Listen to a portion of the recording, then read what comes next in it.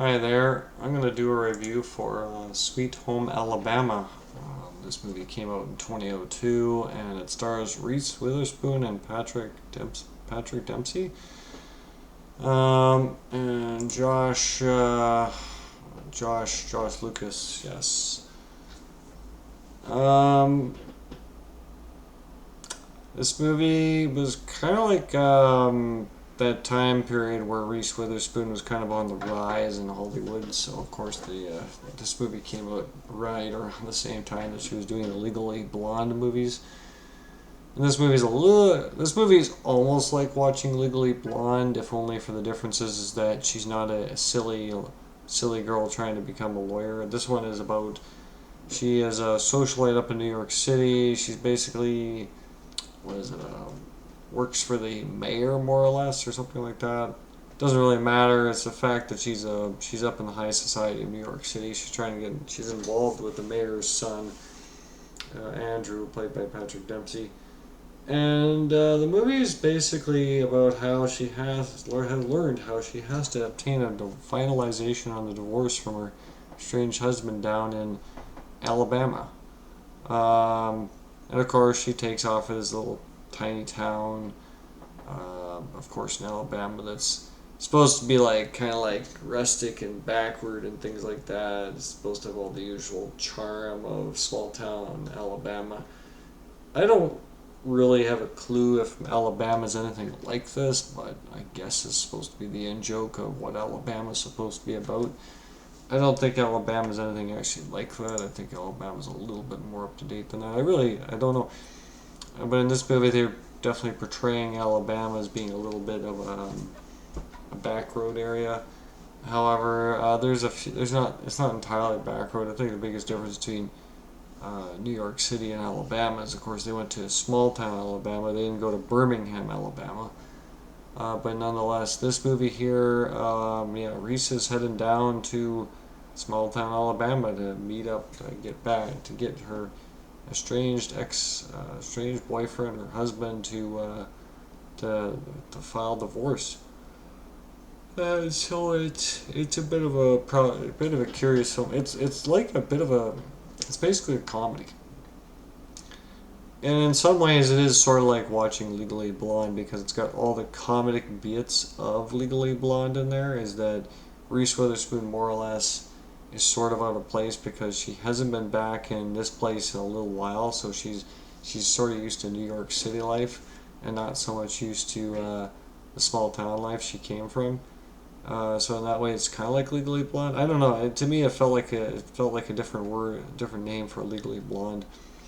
Now, of course, the real thing is this is more of a serious comedy than a silly comedy, and of course, she goes down to this town. Of course, her husband is living in like a bit of a. I guess the joke is everybody lives in rundown houses, except for all the people who don't. I mean, they made a really big obvious thing of showing the amount of that there was actually wealthy people in this town, and it's kind of amusing seeing all these houses that they show because she drove us through a neighborhood. There was obviously bigger houses with nice details, and then they get to their place and it's this like sort of rundown house. Of course, place where apparently there's no such thing as rattlesnakes. Apparently, in this part of Alabama, there's no such thing as alligators and there's no such thing as snakes. So it's good. They didn't have to worry about those kinds of things while filming, though. But no, this movie wasn't too bad. Um, More or less, it made the point that it needed to make about being in, you know, Alabama and how Reese, who's playing Melanie, has to go through the rhythms of small town life again because, of course, she's kind of stuck here for a little bit. She's, she is trying to marry Andrew, and Andrew's all right. Actually, it's kind of amusing is that Andrew actually turns out to be fairly all right. He's not a terrible person. He's actually quite a nice person. At least the little we get to see of him, he's actually not that bad. His mom, on the other hand, seems like she's a little bit high on herself, although it's hard to tell if that's just because of who plays her or whatever. But nonetheless, this movie here kind of plays around with the ideas of Alabama being a little bit of a rustic backwater. Of course, most of the people in this movie, I think a few of these people, they basically got their big breakout role from this. Melanie Linsky is actually in here, and she's playing one of many people in small town Alabama. What else is there going on here? The movie's got a fairly interesting stroke going through because she's going to the bars with her husband, and it's kind of an amusing scene, bunch of scenes because she's doing all these things, and of course in the bars she still knows how to play with them, but of course she's an outsider now because she's not really Alabama anymore. She's got an accent from New York and all that stuff. But nonetheless, this movie definitely plays the concept. I mean, we actually do get to meet her parents because, of course, and they got really they're really a funky bunch. Uh, I swear the dad is kind of. I swear the dad's kind of somebody I've seen before, although I'm not entirely sure.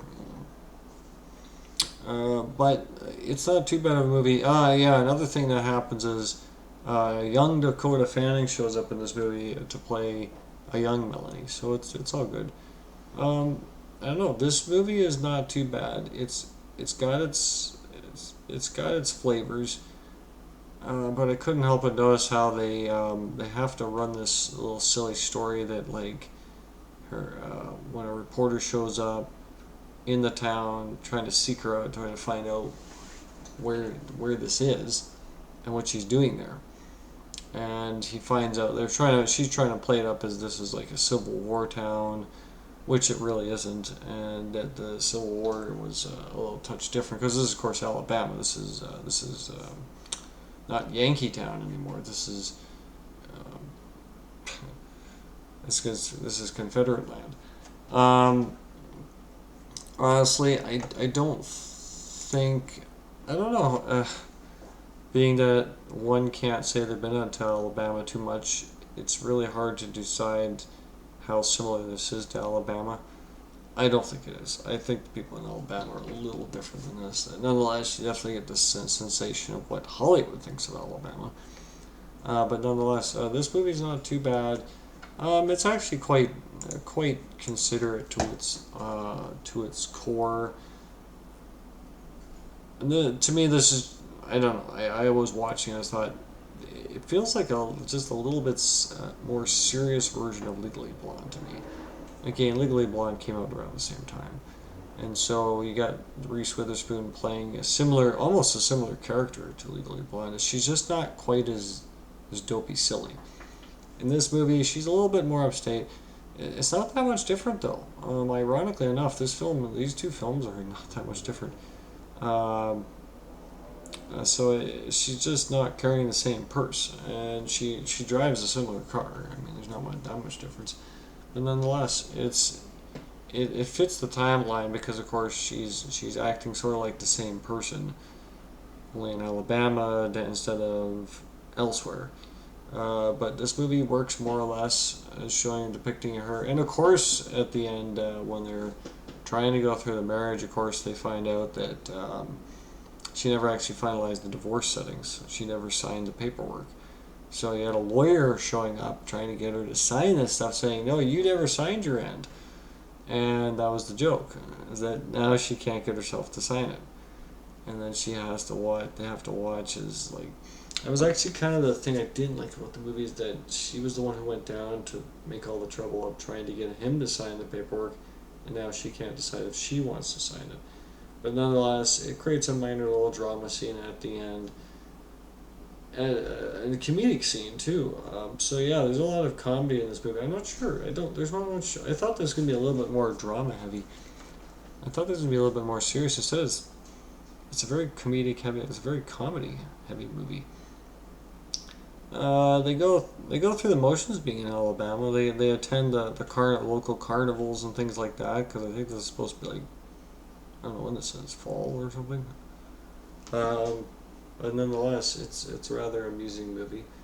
Nothing really terribly wrong with it. In fact, actually, it was quite nice to watch it. It was different from some of the other Reese Witherspoon movies I've watched in my time. Um, because Reese Witherspoon has a character type that she plays, and I don't think she's strayed much from that in the last 30 years. She's played basically the same person. It hasn't changed a whole lot, and in this movie it doesn't change a lot, but it does. She does introduce a different type of characterizations. Nonetheless, yeah, it's in the end she ends up not signing the divorce papers, and ends up being with her husband down in Alabama. And poor Patrick Dempsey has to leave town. I actually kind of felt sorry for him because he wasn't that bad. His mother was a bit stuck up, but he himself actually wasn't that bad at all. I found him nice because they didn't portray him as a jerk. He was actually pretty straightforward. But nonetheless, yeah, Sweet Home Alabama. She ends up staying down in her town down there. It's a good enough movie, I guess. I don't know. It wasn't really my type of movie, but it worked well enough. It's got a sweet core to it. It's got the silliness of trying to pretend it's in Alabama, but nonetheless, I would think they'd be a little bit more worried about snakes and alligators down there, but whatever, they avoided that question. Yeah.